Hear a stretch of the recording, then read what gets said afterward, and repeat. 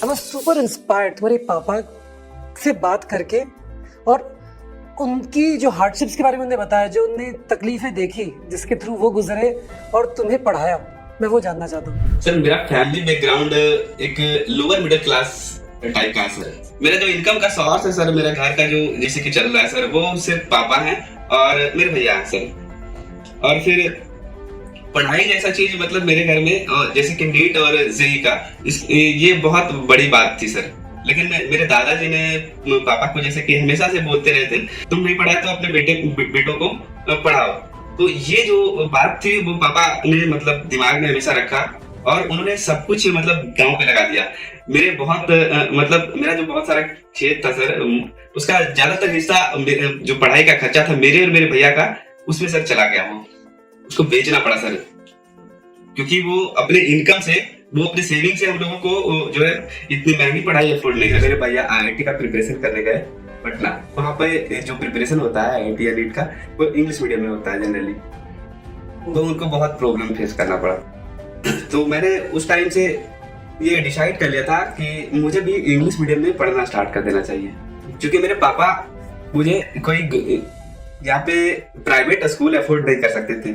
तो मैंने खुद ही सारे इंग्लिश मीडियम के बुक जो होते हैं, टेक्स्ट बुक, खुद ही क्लासेस के 7th class, 8th class, 9th class के खरीद लिए थे। ये सब कुछ हो गया सर। तो फिर मैं सोचा कि टारगेट करता हूँ। तो टारगेट के लिए फिर से मैंने सोचा कि घर से नहीं हो पाएगा, मुझे हॉस्टल के लिए पटना जाना ही पड़ेगा।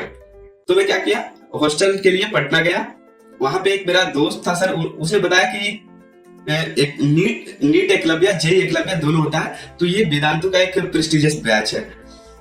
उसने मुझे इसका वेदांतु नीट एकलव्य का रिजल्ट शो किया। तो मैं देखा, तो मैं मतलब अमेजिंग लगा कि सरप्राइज हो गया मैं कि इतना अच्छा रिजल्ट ये ऑनलाइन से, मतलब मैंने तो पढ़ा था ऑनलाइन से, लेकिन देखा नहीं था कि इतना अच्छा रिजल्ट ऑनलाइन से आ सकता है। तो फिर उसी टाइम मैंने उससे पूछा कि मैं इसको कैसे ज्वाइन कर सकता हूँ। फिर मैंने घर वालों को बताया कि मैं एक ऐसा बैच को ज्वाइन किया हूँ जो कि मतलब जिसके रिजल्ट बहुत औसम है, और इसमें लगभग ये है कि मतलब जो भी बच्चा ज्वाइन करता है वो फोड़ता ही है सर, ऐसा। तो फिर घर वाले भी श्योर हो गए कि इस बार रिजल्ट हो जाएगा। जैसे ही कोविड आया था तो मुझे घर आना पड़ा, और मैं घर का जो एनवायरनमेंट था वो मेरे लिए सुटेबल बिल्कुल भी नहीं था। मैं अपने आप को मतलब वो एडजस्ट नहीं कर पाया, और मेरा 12th लगभग मतलब गड़बड़ ही चला गया पूरा। मैं ऑनलाइन क्लासेस लेता था सर से, टीचर से, बट वो जो टेस्ट वगैरह प्रैक्टिस करने होते हैं और DPP चाहिए होते हैं, वो अवेलेबल नहीं हो पा रहे थे मुझे। और इसके साथ ही साथ जो गाइडेंस होता है वो एक्चुअली मैं कनेक्टेड नहीं हो पा रहा था। फिर भी मैंने सर होप नहीं खोया।